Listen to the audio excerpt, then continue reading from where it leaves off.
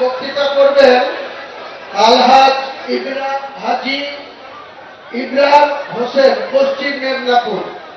ওনাকে আজকে মঞ্চে থেকে আমি পশ্চিম মেদিনীপুরের আমাদের পার্টির সংগঠনের জেলা সভাপতি হিসাবে ডিক্লেয়ার করছি এবং উনি খড়গপুর গ্রামীণের আগামী দিনে বিধানসভা নির্বাচনে আমাদের দলের প্রতীকে কন্টেস্ট করবেন। খড়গপুর গ্রামীণ আসনে ইমরান হোসেন, হাজী ইমরান হোসেন। ভারতের ইলেকশন কমিশন 18তম পশ্চিমবাংলার বিধানসভা নির্বাচন খুব সম্ভবত 2026 সালের ফেব্রুয়ারি মাসে তাদের যে ইলেকশনের সূচি বা শিডিউল সেটা ডিক্লেয়ার করবেন। আমি আজকে মঞ্চে থেকে আমি নিজে আমার পার্টির চেয়ারম্যান হিসাবে আমি আমার পুরনো বিধানসভা, আমার হোম বিধানসভা ৭০ রেজিনগর এবং ৭১ বেলডাঙ্গা দুটো থেকে আমি লড়াই করব এবং জিতবো ইনশাআল্লাহ। পাশাপাশি পশ্চিম মেদিনীপুরে গ্রামীণ খড়গপুর, কারণ শহর খড়গপুরে একটা সিট আছে, সেটা আমরা নিশ্চয়ই পরবর্তীকালে জানাবো। গ্রামীণ খড়গপুরের প্রার্থী আমাদের পশ্চিম মেদিনীপুরের আমাদের পার্টির জেলা সভাপতি, উনি কন্টেস্ট করবেন, ইব্রাহিম হাজী। এবং ৫৪ মালদা বৈষ্ণবনগর মুস্তেরা বিবি, উনি কন্টেস্ট করবেন ৫৪ বৈষ্ণবনগর থেকে মালদা। নমস্কার করবেন। মনীষা পান্ডে ৬৪ মুর্শিদাবাদ থেকে কন্টেস্ট করবে। ৬৪ মুর্শিদাবাদ মনীষা পান্ডে। আর দেখছেন বিশিষ্ট ব্যবসায়ী ভগবানগোলা বিধানসভা ৬২ নম্বর বিধানসভা, ওনার নাম হুমায়ুন কবির, উনি কন্টেস্ট করবে ভগবানগোলা বিধানসভা থেকে। আমি দুটো সিটে কন্টেস্ট করব আর 4 জনের নাম ঘোষণা করলাম। আরেকজন ডাক্তার হুমায়ুন কবির, তিনি বিশেষ কারণে ব্যাঙ্গালোরে আছেন। তিনার সাথে আমার কালকেও কথা হয়েছে, আজকেও তিনি বলেছেন যে আমি যেতে পারলে খুব ভালো লাগতো, কিন্তু আমি আপনার সঙ্গে আছি। উনি 2016 সালে রানীনগর বিধানসভায় কন্টেস্ট করেছিলেন তৃণমূলের হয়ে। তৃণমূলের কিছু গদ্দার তাকে হারিয়ে দিয়েছিল 2016 সালের নির্বাচন। সেই ডাক্তার হুমায়ুন কবিরও রানীনগর বিধানসভা থেকে কন্টেস্ট করবে আগামী নির্বাচন। তাহলে আপাতত আমি দুটো সিট, 4টে সিট আর ডাক্তার হুমায়ুন কবির। এই হলো আজকের আমার চমক বলেন বা ঘোষণা বলেন। নির্বাচন অনেক বাকি, ইলেকশন কমিশনের শুটিং আসলেই আমরা 294 মধ্যে কত সিটে লড়াই করব ভবিষ্যৎ সময় সে কথা বলে দেবে।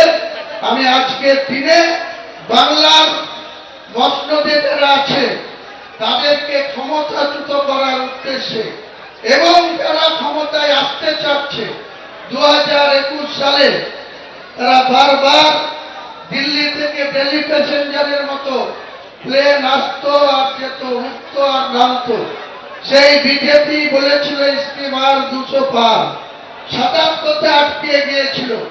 তাদেরকে গত 2024 সালে তারা লোকসভা নির্বাচনে তারা 12টা সিট জিতেছে, 91টা বিধানসভায় এগিয়ে আছে।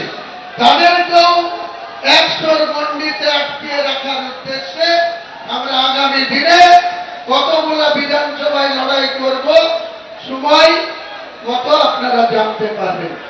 আগামী বিধানসভা নির্বাচনে আমাদের দলীয় পতাকা বা সিম্বল নিয়ে লড়াই করবেন কলকাতা বালিগঞ্জ কেন্দ্রে, যেখানে বাবুল সুপ্রিয় প্রার্থী আছে।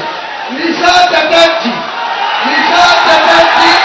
কলকাতা বালিগঞ্জ থেকে লড়াই করবে আগামী নির্বাচন। ওহিদুর রহমান দক্ষিণ দিনাজপুরের হরিরামপুর বিধানসভায় আমাদের পার্টির হয়ে আগামী দিনে কন্টেস্ট করবে। মালদা, বৈষ্ণবনগর, মুস্কেরা বিবি, মনীষা পান্ডে 64 মুর্শিদাবাদ থেকে কন্টেস্ট করবে। 64 মুর্শিদাবাদ। ওনার নাম হুমায়ুন কবির, উনি কন্টেস্ট করবে ভগবান বিধানসভা থেকে। ইলেকশন কমিশনের শুটিং আসলেই আমরা 294 মধ্যে কত সিটে লড়াই করব, ভবিষ্যৎ সময় সে কথা বলে দেবে। 2026 নির্বাচনের দামামা একেবারে বাজিয়ে দিলেন হুমায়ুন কবির। শুধু নিজের দল ঘোষণা করলেন এমন নয়, সঙ্গে প্রার্থীদের নামও কিন্তু তিনি ঘোষণা করে দিলেন। আর এই নিয়ে বিজেপি রাজ্য সভাপতি শ্রমিক ভট্টাচার্য কি বললেন দেখুন। ও তৃণমূলের বি টিম, প্ল্যান বি। আচ্ছা, বলেছে তৃণমূল এবং বিজেপি বিরোধী সব দলের প্রতি আমার আহ্বান রইল। কে কি বলেছেন কথা নয়, মানুষ জানে। পশ্চিমবঙ্গে মমতা বন্দ্যোপাধ্যায়ের রাজত্বে, এই দোর্দণ্ড প্রতাপ নেত্রীর অধীনে এবং এই বিধ্বংসী আধিপত্যবাদের মধ্যে কেউ একটা দল তৈরি করে ফেলছে, তাও আবার তার দলের বিধায়ক। এটা তৃণমূল না থাকলে হয় নাকি? এটা তৃণমূলের প্ল্যান বি। হুমায়ুনই তৃণমূল, তৃণমূলই হুমায়ুন। হুমায়ুন কবির তিনি মমতা বন্দ্যোপাধ্যায় সম্পর্কে মন্তব্য করছেন যে মমতা বন্দ্যোপাধ্যায়কে তিনি আজও যোগ্য নেত্রী হিসেবে মনে করেন, কিন্তু ক্ষমতায় থাকার আগে এবং পরে তার মধ্যে আকাশ পাতাল ফারাক হয়েছে। অভিষেক বন্দ্যোপাধ্যায় এবং বিরোধী দলনেতা শুভেন্দু অধিকারী এদের সম্পর্কেও কি মন্তব্য করলেন দেখুন। মমতা বন্দ্যোপাধ্যায়কে অত্যন্ত নেত্রী হিসেবে যোগ্য নেত্রী মনে করি আজও, এবং ভবিষ্যতেও যতদিন বেঁচে থাকব নেত্রী হিসাবে যোগ্য মনে করব। কিন্তু তিনি ক্ষমতায় বসে আজ থেকে 15 বছর আগের মমতা ব্যানার্জি আর বর্তমান মমতা ব্যানার্জি আকাশ পাতাল পার্থক্য দেখা দিচ্ছে। তৃণমূল মহলে আলোচনা হতো যে আপনি অভিষেক বন্দ্যোপাধ্যায় যথেষ্ট ঘনিষ্ঠ। অভিষেক বন্দ্যোপাধ্যায়ের প্রতি আমার সত্যি সব কন্যার আছে, কারণ একটা ট্যালেন্ট ছেলে, রাজনীতি করতে পারবে, আগামী দিনে যোগ্য রাজনীতি হয়ে ওঠার সম্ভাবনা আছে। তাতে যদি সে নিজের থেকে নিজের সিদ্ধান্তটা নেয়, এখন পর্যন্ত যে ধরনের রাজনীতি তিনি চালিয়ে যাচ্ছেন, কিছু তিনার নাম নিয়ে কিছু লোকজন যেভাবে মানুষের সঙ্গে অর্থ সংগ্রহ করছে, এবং আইপ্যাকের কিছু ব্যক্তি যাদের কোনো বাঙালি মুসলমানদের কাছে, শুভেন্দু অধিকারী আন্তপান্ত একটা রাজনৈতিক ব্যক্তি।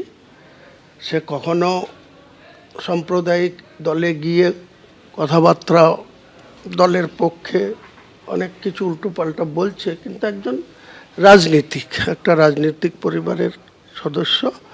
তার সঙ্গে ব্যক্তিগতভাবে মেলামেশা করা যায় বা তার সঙ্গে কোনো বাজে ধারণা আমার নেই। নতুন দল 1 নম্বর ঘোষণা কি হবে? 1 নম্বর ঘোষণা বাংলার মানুষের উন্নয়ন করা, বাংলার মানুষের সঙ্গে সিপিএম 34 বছরে তাদের ভোট ব্যাংক হিসাবে বাংলার মানুষকে ব্যবহার করে তাদের ক্যাডার বৃদ্ধি করা। মমতা বন্দ্যোপাধ্যায়ের কাছে স্পর্শ করা যায় না, সাধারণ মানুষ স্পর্শ করতে পারে না, তিনার আধিকারিকরা আমলাতান্ত্রিক দল চলছে। প্রশ্ন হচ্ছে যে আপনার চলার পথে আপনি কাকে কাকে পাশে চান, মানে কোন দলের সঙ্গে জোট করে এগোতে চান? দেখুন, জোটের বিষয়টা অনেক জটিল আছে, না একলা চলতে প্রশ্ন। নিশ্চয়ই আমি ওপেন বলেছি, আজকে ওপেন আমার পার্টির পথ চলা শুরু হবে। আমি স্টেট কমিটি ডিক্লেয়ার করব। জনতা উন্নয়ন পার্টি তার নতুন দলের নাম, এবং সেই নাম নিয়েই আত্মপ্রকাশ করতে চলেছেন হুমায়ুন কবির। এবিপি আনন্দ, এগিয়ে থাকে, এগিয়ে রাখে।